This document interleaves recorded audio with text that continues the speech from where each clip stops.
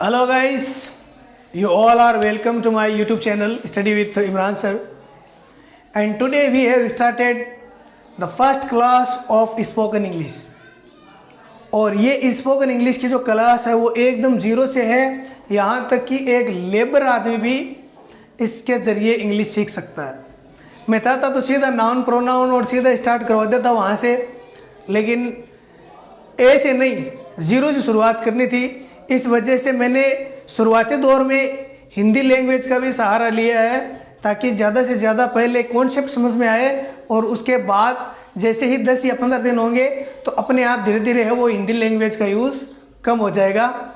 इसलिए आज पहली जो क्लास है इसमें मैं आपको यही कहना चाहता हूँ कि आप हमारे चैनल पर जुड़े और आपको जिस दिन क्लास अच्छी लगे उस दिन चैनल को चाहे सब्सक्राइब कर लें। और आप पर कोई किसी तरीके का दबाव भी नहीं है कि आपको बस 3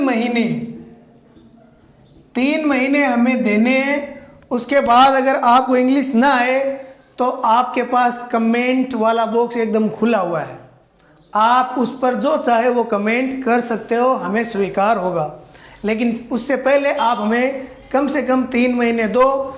इंग्लिश इंशाल्लाह आपको ज़रूर आएगी, इतना कोई बड़ा हवा नहीं है। तो इसी बात के साथ मैं अब क्लास है वो आज ही शुरू करता हूँ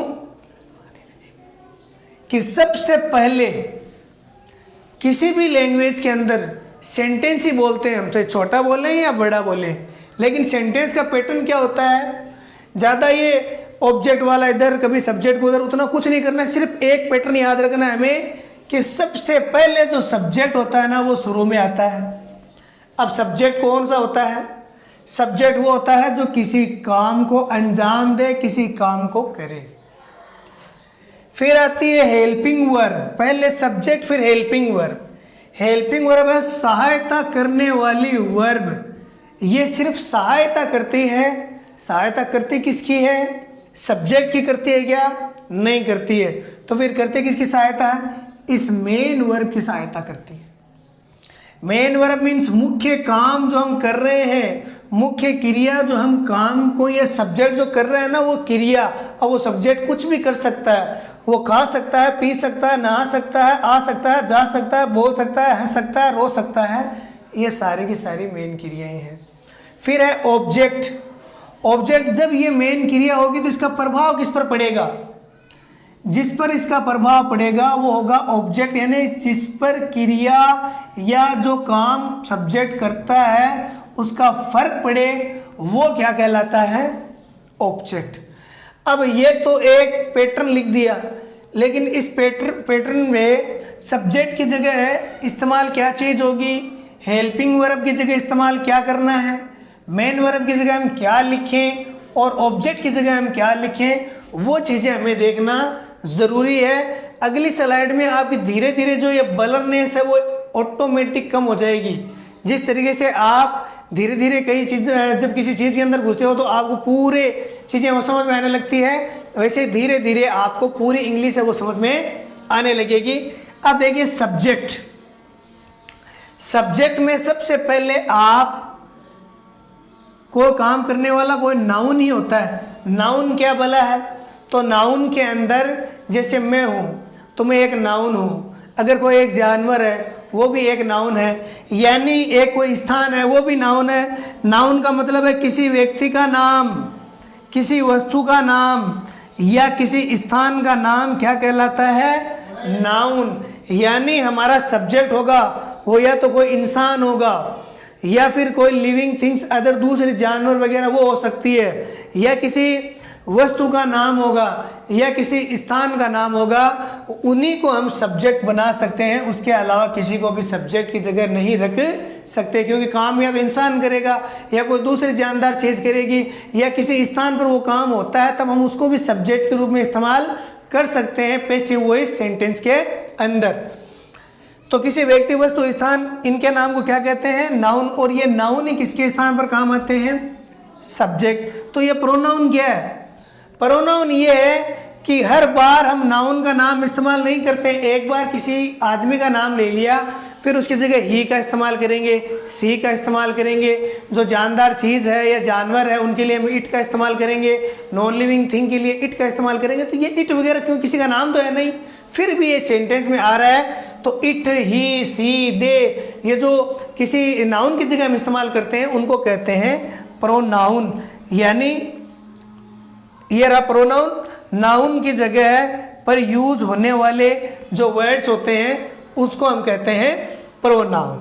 फिर सहायता करने वाली क्रियाएं कौन कौन सी हैं, हेल्पिंग वर्ब कौन कौन सी है, तो do, does, is, are, am, has, have, did, was, were और हेड और विल से आप। तो इन सब का हम यूज क्यों करते हैं भाई, इतनी का यूज करने का क्या जरूरत, एक आधे भी कर लेते हैं, लेकिन इनका यूज करने से हमें पता चलेगा कि बात हम अभी की कर रहे हैं, बात हम भूतकाल की कर रहे हैं या बात हम आगे की कर रहे हैं। तीन ही तो लाइफ के स्टेज हैं, या तो वर्तमान है या पास्ट है या फिर फ्यूचर है। तो ये हेल्पिंग वर्ब जब हम इस्तेमाल करेंगे तब हमें पता चल जाएगा कि अगर जो सामने वाला हमसे बात कर रहा है या हम जिससे बात कर रहे हैं उससे किस काल के अंदर बात कर रहे हैं, कौन से टाइम के अंदर हम बात कर रहे हैं, क्या वो अभी की बात कर रहे हैं या बीते हुए कल की बात कर रहे हैं या आने वाले कल या आने वाले टाइम के बारे में बात कर रहे हैं। तो इन हेल्पिंग वर्ब्स का यूज होता है, इसीलिए ये हेल्प करती है हमारी, इसीलिए इनका नाम रखा गया है हेल्पिंग वर्ब्स। हेल्पिंग वर्ब्स तो ये है। फिर है मेन वर्ब। मेन वर्ब जो हम काम करते हैं, खाना, पीना, नहाना, आना, जाना, बोलना, हंसना, बैठना, उठना, सारे के सारे काम क्या है, मेन क्रिया में आएगा। और फिर चौथे नंबर पर हम ऑब्जेक्ट का इस्तेमाल करेंगे। तो ऑब्जेक्ट के स्थान पर कौन सा काम आएगा भाई, ऑब्जेक्ट के स्थान पर भी नाउन ही काम आएगी जो आपके सब्जेक्ट की जगह काम आ रही है। एक ऑब्जेक्ट भी नाउन हो सकती है और एक सब्जेक्ट भी नाउन हो सकता है। नाउन क्या है, किसी व्यक्ति, वस्तु, स्थान का नाम। किसी व्यक्ति का नाम, वस्तु का नाम और स्थान का नाम ही नाउन है। प्रोनाउन क्या है, इन नाउन्स के जो नाउन है ना, व्यक्ति, वस्तु, स्थान, इनके जगह पर हम जिनका इस्तेमाल कर सकते हैं वो क्या कहलाते हैं, प्रोनाउन कहलाते हैं। जैसे एग्जाम्पल के लिए लड़की के लिए आ गया ही, लड़की के लिए आया सी, इनका मतलब होता वह है, सी का मतलब भी वह है, लेकिन फर्क ये है, ये गर्ल के लिए काम आएगा, ये बॉयज़ के लिए काम आएगा। और इट का मतलब ये किसी जानवर या नॉन लिविंग थिंग्स के लिए काम आएगा, जानवर या निर्जीव चीज़ों के लिए काम आएगा।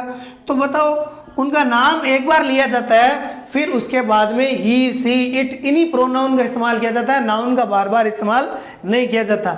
जैसे मैं आपको एक एग्जांपल देता हूँ। मैं कहता हूँ कि रमेश आया, रमेश स्कूल आया, फिर ये नहीं कहूँगा कि रमेश स्कूल आया, रमेश वहाँ गया, फिर रमेश ने ये किया, रमेश ने वो किया। एक बार ही नाम लूँगा मैं सिर्फ कि रमेश आया, फिर वह वहाँ गया, फिर वह यहाँ आया, फिर उसने ये किया, फिर उसने वो किया।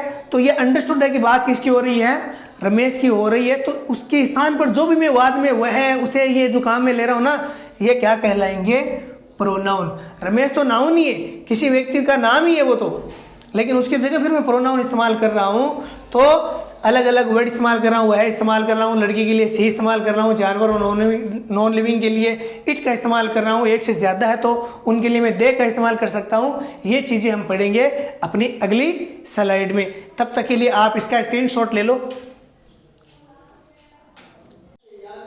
हेलो गाइस, अब आगे देखिए, ये पैटर्न हम बराबर रखेंगे हर क्लास के अंदर। Subject, helping verb, main verb और ऑब्जेक्ट, इसको नहीं हटाएंगे, ठीक है।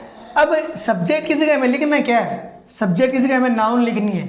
नाउन के अंदर कौन कौन आ सकता है, मैंने बताया ना, किसी व्यक्ति, वस्तु, स्थान, किसी का भी नाम आ सकता है। किसी व्यक्ति का नाम भी आ सकता है, स्थान का नाम भी आ सकता है और वस्तु का नाम भी आ सकता है। ये देखो, रमेश किसी व्यक्ति का नाम है, नाउन है। अकरम किसी व्यक्ति का नाम है, ये भी नाउन है। महेश भी नाउन और राधा भी नाउन। तो ये कौन से नाउन है, व्यक्तिवाचक, यानी जिसको हम कह सकते हैं प्रॉपर नाउन कहते हैं इंग्लिश में। आपको अंग्रेजी बोलना सीखना है ना, तो आप ज़्यादा रूल के अंदर फंसोगे ना तो बहुत ज़्यादा हार्ड हो जाएगा, और 3 महीना क्या, फिर तो 6 से 8 महीने भी लग सकते हैं। इसलिए अगर 3 महीने में आपको अंग्रेजी बोलनी कैसे आनी चाहिए, उस हिसाब से हमने क्लासेस स्टार्ट किया और इसी तरीके से हम इसको आगे प्रोसेस में लेके चलेंगे। तो नाउन की जगह व्यक्ति का नाम आ गया। फिर देखो, ताजमहल, बुक, पेन और पेंसिल, ये वस्तु आ गए, यानी ये भी नाउन ही है। ताजमहल, बुक, पेंसिल और पेन। और फिर स्थान की जगह स्कूल, मार्केट या कोई भी स्थान हो सकता है, तो ये नाउन की जगह हम इस्तेमाल करेंगे। और नाउन का यूज कहाँ पर होना है? नाउन का यूज सब्जेक्ट के स्थान पर, यानी इस जगह पर। नाउन का प्रयोग ऑब्जेक्ट के स्थान पर, यानी इस जगह पर। ये बीच वाली जगह है ना, कभी भी नाउन प्रयोग में नहीं होगा। यहाँ पर बीच में नाउन का प्रयोग नहीं होगा। सिर्फ नाउन का प्रयोग या तो सब्जेक्ट की जगह होगा या फिर ऑब्जेक्ट की जगह। फिर नाउन की बात हो गई। अब प्रोनाउन का इस्तेमाल हम कहाँ करते हैं? प्रोनाउन का इस्तेमाल हम इन्हीं नाउन्स के लिए करते हैं। जैसे रमेश का एक बार कोई सेंटेंस में रमेश नाम आया, तो दोबारा हम रमेश की जगह बार बार रमेश रमेश रमेश नहीं करेंगे। उसकी जगह हम कोई इनमें से प्रोनाउन में से कोई एक वर्ड लेंगे जो इसके लिए सही सुटेबल होगा।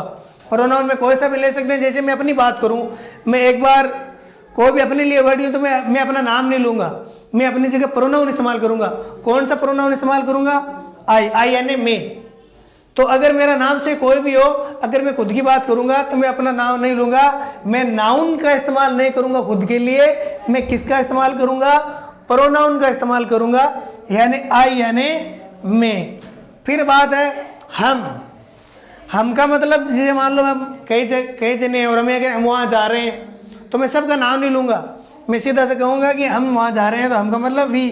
तो ये वी हम सबका नाम नहीं है, लेकिन हमारे नाम की जगह ये यूज हो रहा है, इसलिए इसको बोल दिया प्रोनाउन। यू यानी तुम्हारे, अगर मैं बात करूँ तुम, तो एक बार तो मैं उसका नाम लूंगा, लेकिन बार बार उसका नाम नहीं लेते हुए मैं फिर यू का यूज इस्तेमाल करूंगा, तो यू नाउन नहीं होकर क्या कहलाएगा? प्रोनाउन कहलाएगा। फिर लड़के के लिए मैं ही का इस्तेमाल करूंगा, लड़की के लिए मैं लड़की का नाम एक बार लिया, फिर उसके बाद सी। तो सी पहले मैं नाम लूंगा, see Radha is coming here and she is going to there. तो मैं एक बार राधा का नाम लूंगा, फिर बाद में मैं सी का यूज करूंगा, क्योंकि वो लड़की है तो इसलिए लड़की के लिए सी आता है प्रोनाउन में। इट का मतलब होता है ये है। ये हम जानवर के लिए भी इस्तेमाल कर सकते हैं और निर्जीव के लिए भी इस्तेमाल कर सकते हैं। हमने जो कहानियां पढ़ी है 10th क्लास के अंदर या 8th क्लास के अंदर, हम कहते हैं once there was a dog it was very angry. तो डॉग के लिए ही तो इट आया, क्योंकि वो एक जानवर है। तो एक बार मैंने डॉग का नाम लिया, उसके नाउन का नाम लिया, लेकिन उसके बाद मैंने प्रोनाउन का इस्तेमाल किया। दे का मतलब होता है एक से ज्यादा व्यक्तियों और वस्तुओं के लिए हम दे का इस्तेमाल कर सकते हैं। तो ये जो लिस्ट है वो प्रोनाउन की है। ये भी सब्जेक्ट की जगह ऑब्जेक्ट की जगह इस्तेमाल हो सकते हैं, और ये जो नाउन है ये भी सब्जेक्ट और ऑब्जेक्ट की जगह इस्तेमाल हो सकते हैं। बीच वाले दो के लिए हेल्पिंग वर्ब्स अलग होती है, मेन वर्ब अलग होती है। फिलहाल हमें सब्जेक्ट कौन कौन से होते हैं और ऑब्जेक्ट कौन कौन से होते हैं इसकी हमने डिटेल पढ़ी है कि नाउन भी सब्जेक्ट ऑब्जेक्ट की जगह इस्तेमाल होते हैं, प्रोनाउन भी सब्जेक्ट और ऑब्जेक्ट की जगह इस्तेमाल होते हैं। नाउन से वो ये होती है जैसे किसी व्यक्ति का नाम हो गया, वस्तु का नाम हो गया या स्थान का नाम हो गया, और प्रोनाउन ये आई, वी, यू, ही, सी और इट, ये सब प्रोनाउन है। इसका आप स्क्रीनशॉट ले लो। तब तक के लिए हम अगली स्लाइड पे चलते हैं। अब आगे देखो गाइस,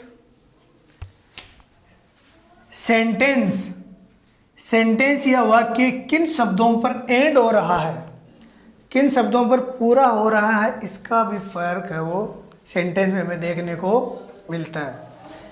इसी आधार पर हम हेल्पिंग वर्ब का यूज करते हैं। सबसे पहले हमने देखा कि सब्जेक्ट के स्थान पर कौन कौन से वर्ड आते हैं, नाउन या प्रोनाउन। ऑब्जेक्ट के स्थान पर भी कौन से आते हैं, नाउन या प्रोनाउन, जो पिछले वाले वीडियो में बताया ही था।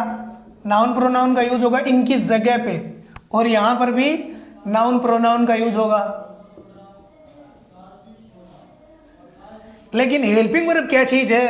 हेल्पिंग वर्ब हमारा सेंटेंस, देखो हम हिंदी बोलते हैं या मारवाड़ी बोलते हैं, तो किसी भी लैंग्वेज को सीखने के लिए एक दूसरी भाषा जो हमारी वर्नाक्यूलर लैंग्वेज है, जो हमारी मातृभाषा होती है, मदर टंग, वो हमारी हेल्प करती है, और उसी के आधार पर हम कोई दूसरी भाषा सीखते हैं। मैंने भी इसी तरीके से सीखी है, और जिस तरीके से मैंने सीखी है मैं भी कोशिश करूंगा कि भाई उसी तरीके से I will make you perfect in English. So the way which I followed I will give that way, I will teach you from that way, from that method.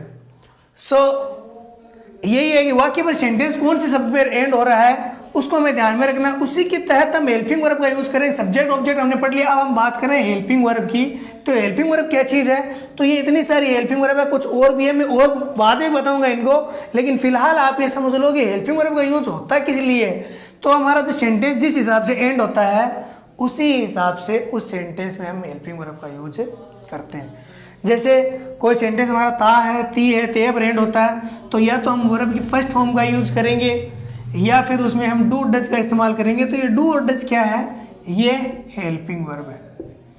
या फिर हमारा सेंटेंस रहा है, रही है, रहे पर यूज खत्म हो रहा है, तो वहां पर हम क्या यूज करेंगे? इज, एम और आर यूज करेंगे। और जो भी वर्ब होगी उसके साथ हम आईएनजी लगा देंगे।